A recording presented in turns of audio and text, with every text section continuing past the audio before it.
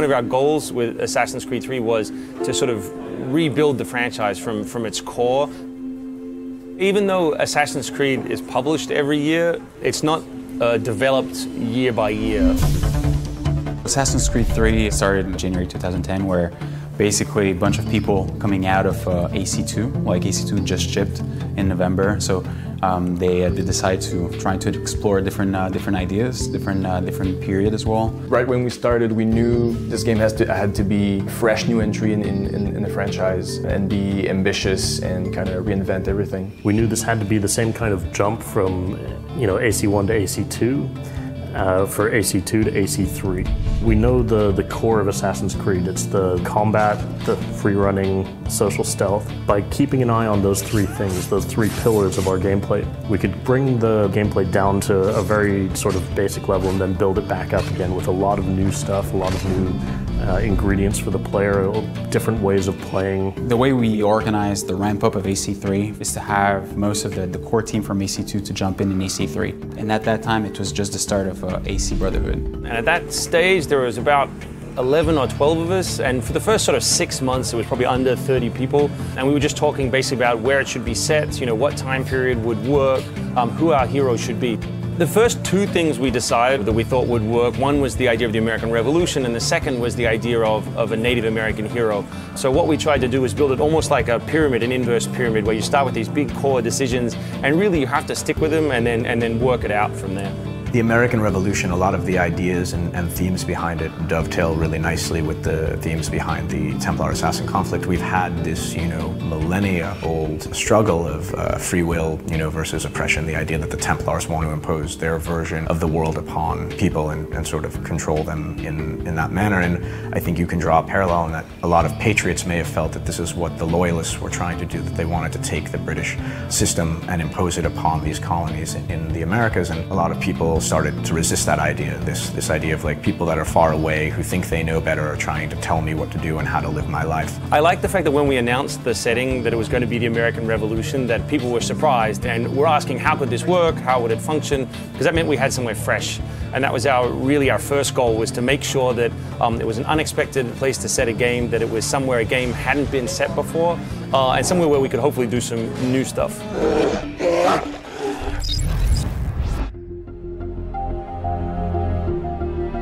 When you have a very small team, before you have a lot of engineers or you have a lot of content creators, you still want to draw a picture for people, something better than a document. So we build a video, a little movie, it's a couple of minutes long, and it tries to be as real as possible. No assets that you couldn't use in the real game. The camera's in the same position that we want the camera to be in the final game. Any weapons you use are ideas we have for gameplay, as systemic and believable as possible. The target gameplay footage is really critical for just setting, this is what we're aiming for. It gives us basically a living, visible prototype.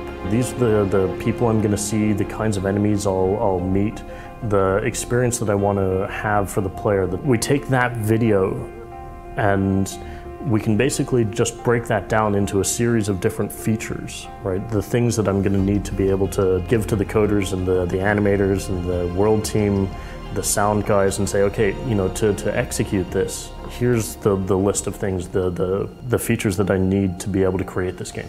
Like any project, we start with ideas, and then first thing we want to do is prototype key ideas or the most risky ideas. We need to have risk to be lowered right from the start. Like the tree navigation, we need to know early on that it works. The naval battle, we need to know early on that it works. On the engine side and on the gameplay side, we have very little at this point. We'll have essentially these test environments where you have, for us it's just like an orange ground texture that has a black grid on it that tells you how far apart things are. And then inside of that, we'll test absolutely everything and do quick prototypes to try out some ideas, see what works, see what doesn't work, decide whether a feature is good enough to use and good enough to build and is going to be fun before we commit to the full-on development of it. So with that came a lot of new engine technologies, and to the extent that we consider it essentially a completely new engine. We decided to build a new engine for Assassin's Creed 3 based purely on gameplay.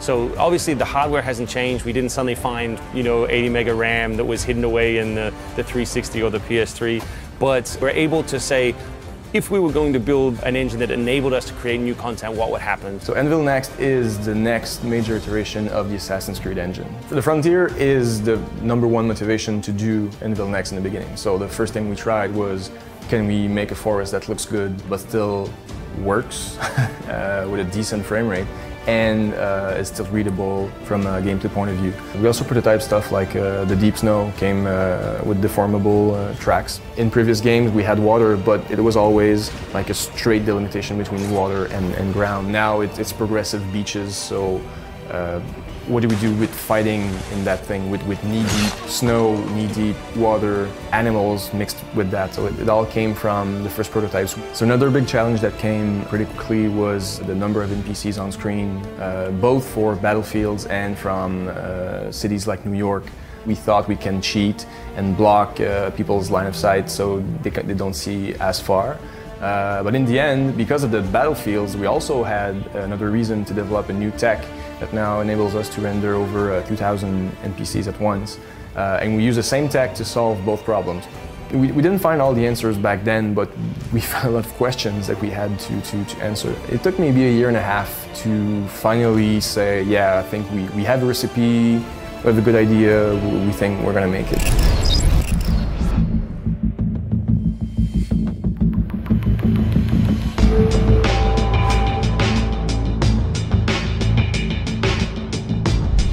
Connor is our latest protagonist in the Assassin's Creed franchise, at least in the past portion of the game. He is of mixed ethnicity. He has a mother that is of Kanien'kehá:ka origin and a father that is of European descent. Connor is really someone who's different to Altair, who was driven by duty. It was his job to be an assassin. He's different from Ezio, who was driven by revenge. We wanted a character who was noble, who was out to fight against injustice wherever he saw it, instead of just personal revenge or just because it was a task he had to pursue. Connor's got this very strong ideology, and he believes, much as the assassins do, is that all people should be free to sort of forge their own path through life. He is opposed to those that oppress, that terrorize, that would seek to impose their view of the world on others. And so that could be anything from, colonials to potentially other people that he lives with. He is at least initially intrigued by the message of the American Revolution, although he certainly never declares himself a patriot or joins the Patriot Army or anything like that. He just happens to see people that are fighting for what he believes to be the same core values that he holds. We wanted it to be muddy. We wanted him to be often confused about whether what he was doing was the right thing.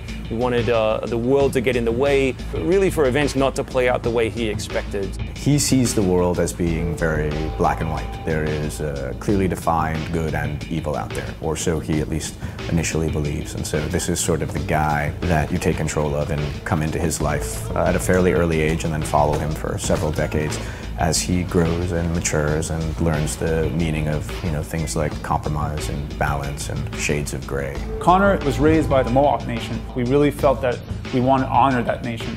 And for that, we want to have someone that came from Native origins as an actor. The performance for Connor needed to be calm, but at the same time, you had to feel that he could get really angry for things that he felt were just, and it had to be just in his voice. Simple seems a bit charitable. Cheer up, Connor. For tonight, we are all victors.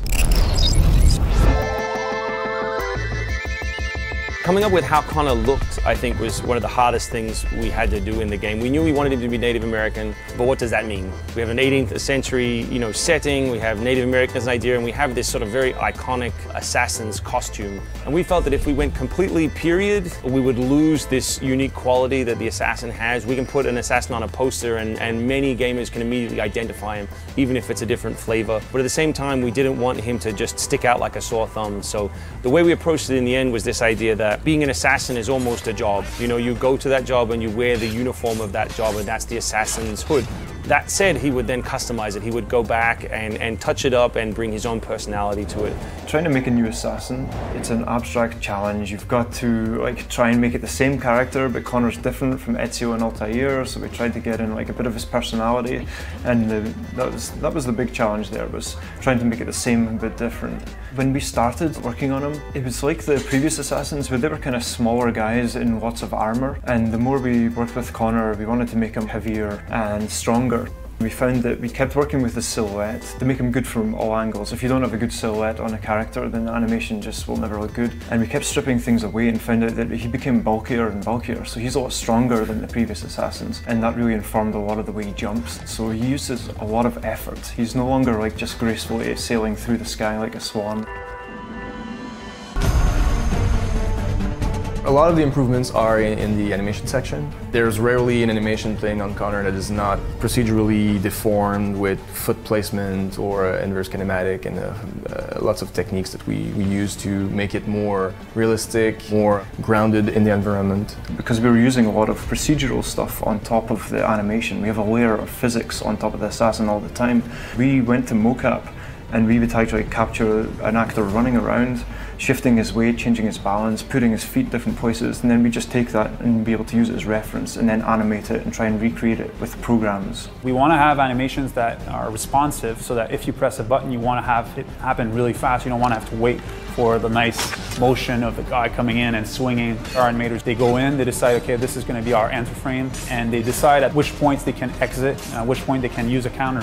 So we really break down our animations into multiple small animations that can then be adjusted for gameplay with our programmers. We wanted the combat in AC3 to be more brutal than it was before. We wanted it to be rougher. I think anytime you have a war setting, it is by definition a little more brutal. And we also felt that the setting itself was a little dirtier. You know what I mean? Like lots of the story of the American Revolution is the story of people versus the elements, or people versus armies, or people versus hunger. And we wanted that to come through even in the fighting style. Whereas previous assassins just did stab. This assassin bludgeons and he beats up and he breaks arms and legs. Because he's stronger, he can lift characters up, so we put in a lot of wrestling moves in there as well. We basically threw out the old fight system, started again from scratch, so a lot of the controls have changed, and we managed to keep it really fluid though. You can counter at any stage, and we cover all different distances.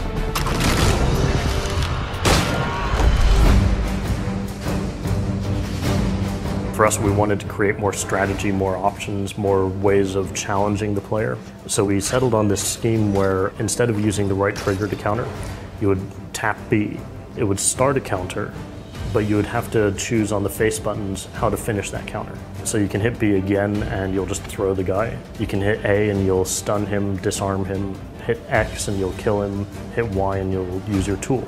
So with that, we can create enemies that'll resist any of those moves. We can challenge you to basically take a different approach on each enemy archetype that you come against. Connor himself is a dual-wielding specialist. He's always using two weapons at the same time. It allows for a beautiful animation. It also allows for more fluidity in the player response. We found that it was really nice to always have the knife. You can always have the knife and a sword, or a knife and a tomahawk, and a knife and the other hidden blade. It made us able to do a lot more fast moves, directional things. One thing that was cool though is facial expressions, and that really adds a lot. We bring in the camera close and you'll see Connor's effort, and you'll see the pain on the enemy's faces when he's taking them out.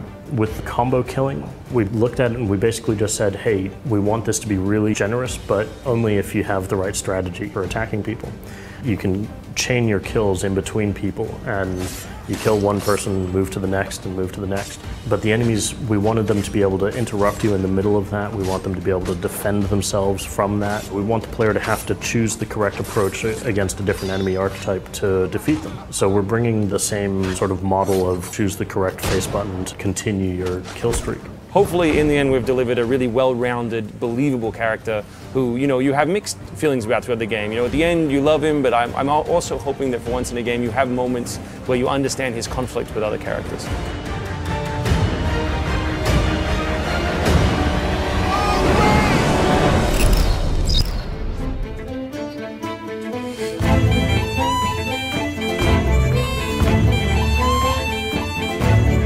When we were looking at the American Revolution, we wanted to make sure that players were going to experience the full scope of life in this era. And obviously this is a new frontier for people. This is where humanity is extending out into this vast unknown world, unknown to Europeans. And we wanted to be able to translate that experience and give that to you when you were playing it. We could have taken the choice of just being restricted to the cities, but I think we would have been missing out on a huge amount of what it means to live in this era, in this location.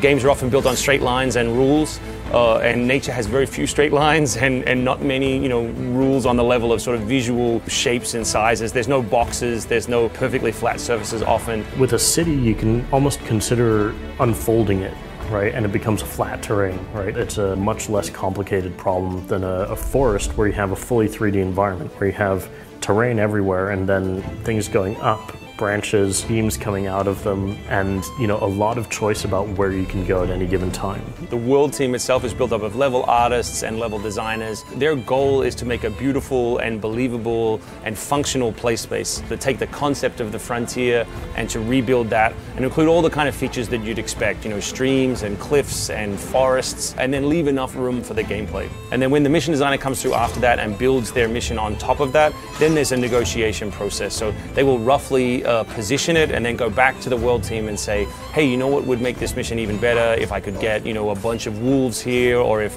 this slope was steeper, or if there was a dense forest I had to move through as part of this mission. And it goes back and forth several times to try and really tighten that mission and deliver the best possible experience. Creating the frontier map, which is by far the biggest map we've ever created. It's a completely different style of terrain. We were forced to really reevaluate how we do everything about our navigation systems, our stealth systems, and even the combat was drastically affected by this. When you have the kind of fight system we have where we expect to see connection between your weapons, when I block, I want it to actually connect. Doing that on an undulating terrain was an enormous technical challenge for us. When we added on top the seasons, winter was another challenge, or the change between summer and winter would had to disappear during winter or appear during winter, like the tall grass, for example. So you remove the grass, add the snow. Snow had to be deformable, and we wanted the tracks that people make and animals make in the snow to be remembered. Even if you go a bit further and you come back, the tracks will still be there, so that was a challenge. When we realized that we wanted to have an assassin who was as capable in the wilderness as previous assassins had been in cities, we realized it was a huge challenge. We didn't want it to look like Tarzan, and we didn't want it to look like Crouching Tiger, Hidden Dragon, for example. We wanted it to be believable and tactile, and we wanted the forest to look real. The number of trees and branches to display, any developer could tell you that the leaves and transparency is always costly on the GPU, so a forest obviously was a big problem, so we had to adapt the whole rendering engine to be able to display a forest. To execute the tree running was one of our biggest challenges. Usually when you see a forest in a video game, it's just an obstacle. There are things that are in your way and they're going to stop you moving through, and that's it. For us, it's a playground. Just take a few steps here, you'll be jumping up into this thing, and then you'll be just experiencing a whole new navigation that you've never had before. Navigation is probably the strongest pillar of the Assassin's Creed franchise. It's always been beautiful and easy to use and allowed us to traverse all kinds of crazy environments. But when we took it to the forest, we had a whole new set of challenges. Trees are often not flat, they're V-shapes, all these unusual degrees of separation and distances. So instead, for example, of every tree needing to be 8 feet high, because that was how high the animation was, we built a system where basically it could be anywhere from 6 to 10 and the animation would work around it. And we did that for all kinds of things, moving between how wide the angle was on the V-shapes within trees, how broad the branches were, how far apart they were. And luckily, once you get all of those together and position them in the world within many different degrees of those ranges, you start to get a more natural, believable landscape. We felt that stealth was one of the underutilized features in the game. It became more and more combat and navigation focused.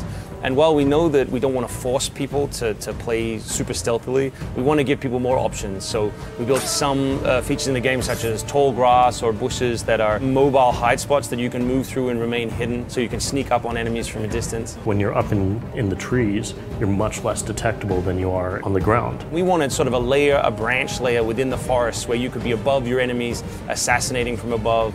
We built some new tools, such as the rope dart, which allow you to kill silently and create distractions. We have sort of traps in this game, which we built originally for animals, the idea of trapping and snaring animals in the frontier, but they're also useful against people. So we tried as much as possible to sort of extend the toolkit for players in terms of stealth.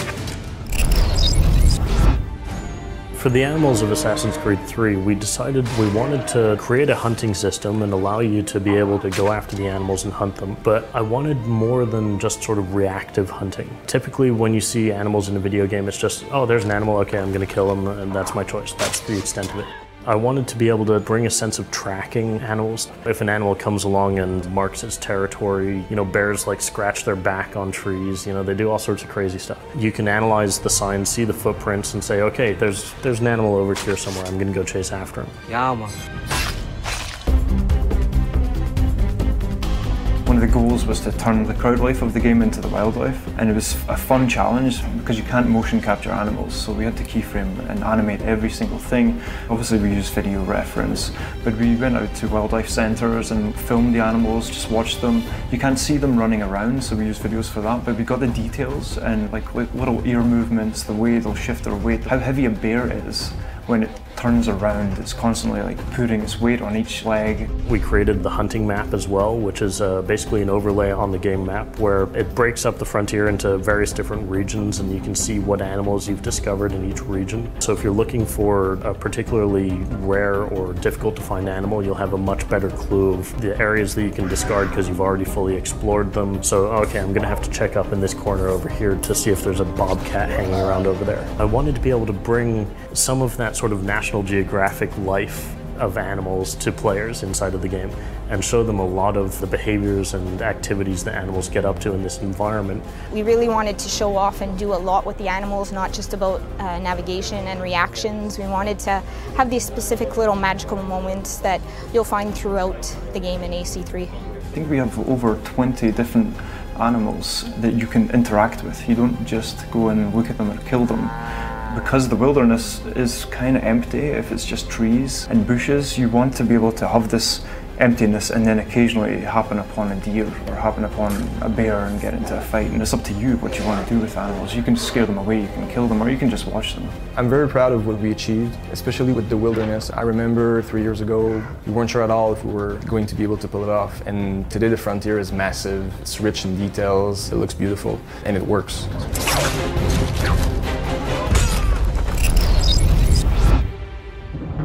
For Assassin's Creed, history is our playground. All of the historical people and events are recreated as they are in a history book or in a documentary, but you, the assassin, are this sort of vein of fiction running through the middle. Boston's a 1-to-3 scale. It's huge, the time it takes for a player to walk from here to the end of the neck. Aim, and then turn your head, because when you pull the trigger, this blows up and would burn your face. The revolution would not have succeeded without navies.